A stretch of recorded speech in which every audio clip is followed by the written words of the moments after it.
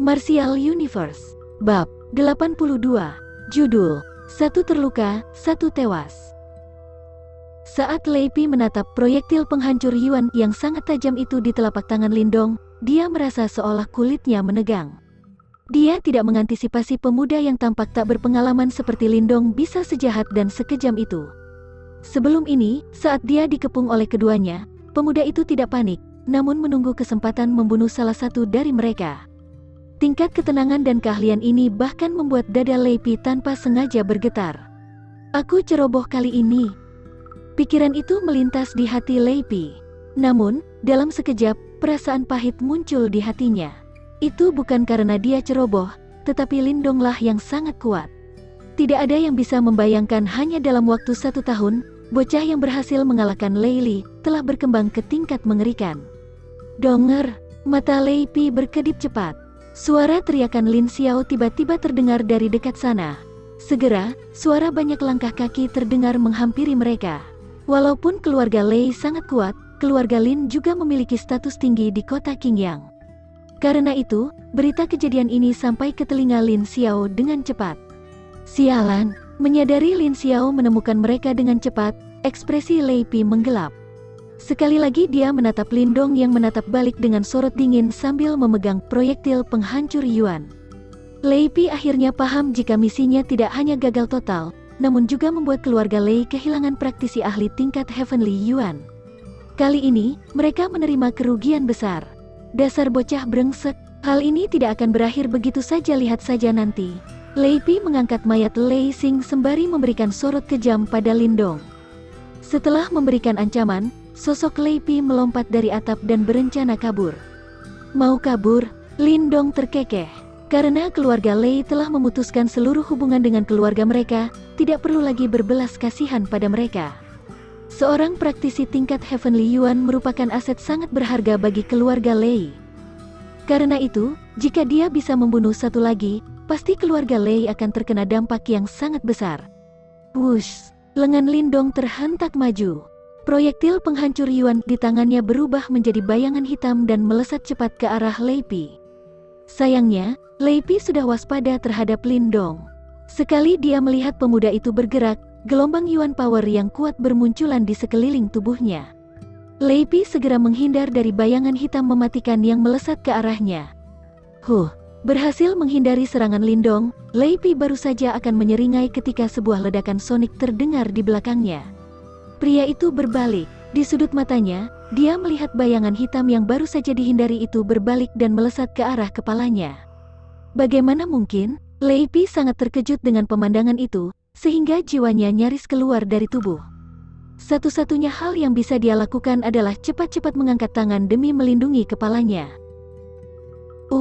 Bayangan hitam itu menembus ke dalam lengan Lei Pi.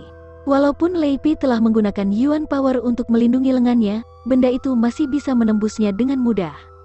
Proyektil setajam silet itu menancap dalam di lengan Lei Pi sehingga menyebabkan darah pria itu mengalir deras.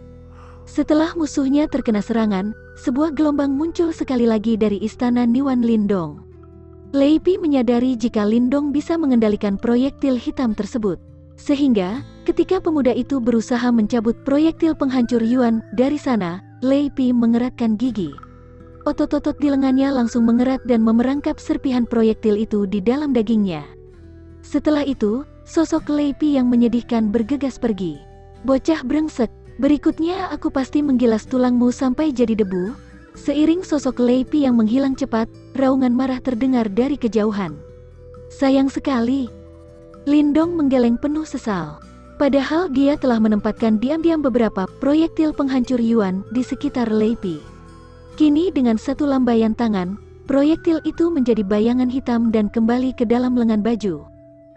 Jika Lei Pi terlambat 1 detik saja, Lindong bisa mengkoordinasi seluruh proyektil penghancur Yuan meluncurkan serangan dan membunuh Lei Pi. Donger, selesai menyimpan proyektil penghancur Yuan, belasan bayangan muncul di ujung jalan. Jelas, pria yang memimpin kelompok itu adalah Lin Xiao. Ayah, Lindong tersenyum dan menyapa ayahnya. Lin Xiao bergegas sembari matanya memerhatikan keadaan sekitar. Ekspresinya berubah drastis kala melihat mayat-mayat bergelimpangan di sana. Dalam sekejap, dia berhenti di depan Lindong dan mengamati sekitar dengan panik. Pengawal keluarga Lin yang lain segera menarik senjata mereka dan mengitari keduanya. Apa yang terjadi? Lindong menggaruk kepalanya malu-malu sambil tersenyum. Beberapa orang keluarga Lei, Lei Pi, dan Lei Xing berusaha membunuhku. Lei Pi dan Lei Xing. Mendengar dua nama itu, tidak hanya wajah Lin Xiao yang berkedut, namun ekspresi pengawal di sekeliling mereka pun berubah. Semua orang tahu jika keduanya adalah anggota inti keluarga Lei. Malah, karena mereka berdua ada di tingkat menengah Heavenly Yuan, mereka cukup terkenal di kota Qingyang. Para bajingan keluarga Lei itu, Lin Xiao mengeritkan gigi sambil menyumpah. Dia tidak pernah menyangka keluarga Lei akan menyuruh dua anggota inti mereka untuk menangani seorang anggota muda keluarga Lin. Saat menyadari itu, Lin Xiao mau tidak mau merasa khawatir. Tampaknya potensi besar Lindong telah menarik keluarga Lei untuk membunuhnya. Di masa depan, tidak ada pilihan lain selain mengerahkan beberapa pengawal untuk melindunginya. Apa kau baik-baik saja? Di mana mereka? Aku baik-baik saja. Lindong tertawa. Kalau Lei Xing, dia harusnya sudah tewas. Salah satu lengan Lei Pi juga termasuk sudah cacat. Aku khawatir dia tidak bisa berbuat banyak sementara ini. Saat itu, napas Lin Xiao seolah terhenti.